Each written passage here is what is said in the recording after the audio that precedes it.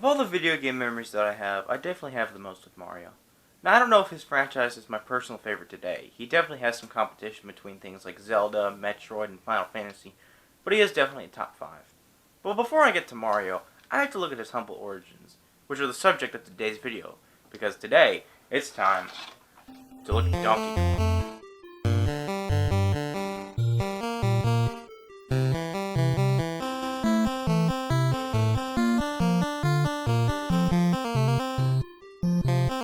Now, in today's day and age, Donkey Kong isn't really known for his original arcade game.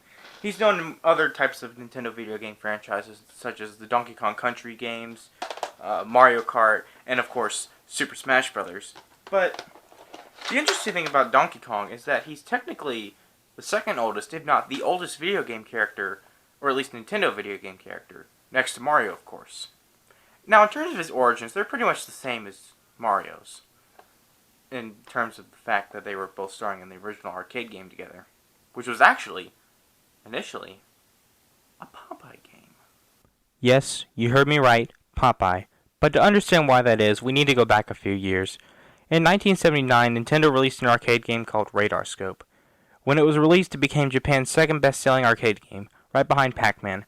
However, when it came to the West, it didn't do so well.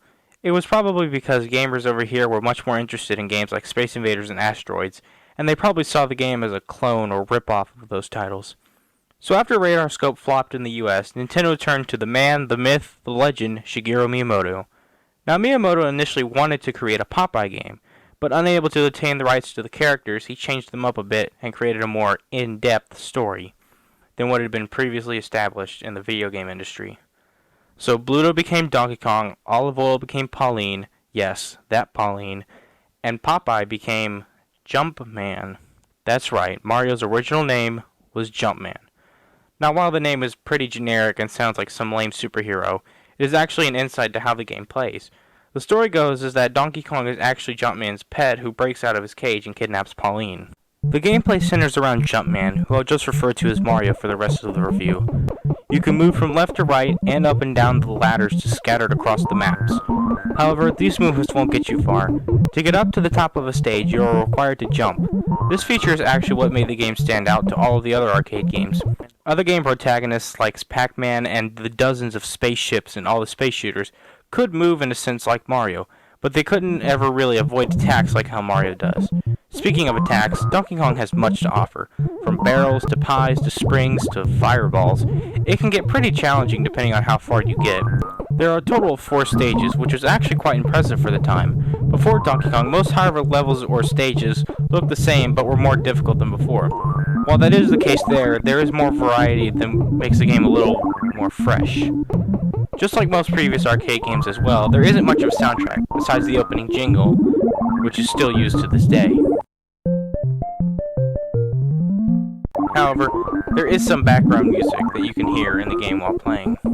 As a whole, Donkey Kong feels much more than an arcade game. For once, the game shakes things up a bit and gives the player somewhat of an epilogue. On the final stage of the game, if you are able to remove all of the yellow bolts, DK falls and Mario is reunited with Pauline. I'm sure back in 1981, this is unheard of. Remember, this was before the advent of gaming consoles, which offered games that had better and longer stories, as well as endings. For Donkey Kong to have something like this in '81, to me at least, is quite impressive.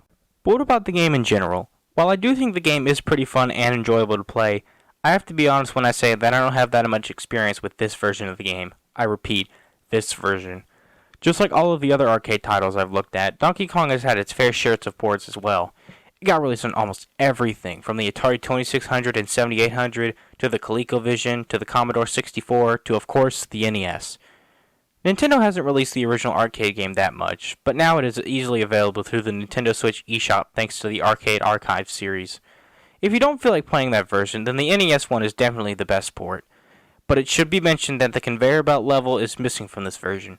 But besides that caveat, it is still the best version of the game besides the original. In conclusion, Donkey Kong is a very fun and addicting 2D arcade platformer that gave the arcade a whole new genre to recreate and build upon in the future. Now, Nintendo sold a whole bunch of arcade game cabinets in both Japan and North America. Now, a success like that would usually mean the creation of a sequel. Now, we've seen sequels to arcade games that have done way better than their originators, such as Miss Pac-Man and Galaga, that have taken the original formula and evolved it and built upon it. So, can the same be for the Donkey Kong series with Donkey Kong Jr.? Find out next time. Until then, this is Arcade Chronicles.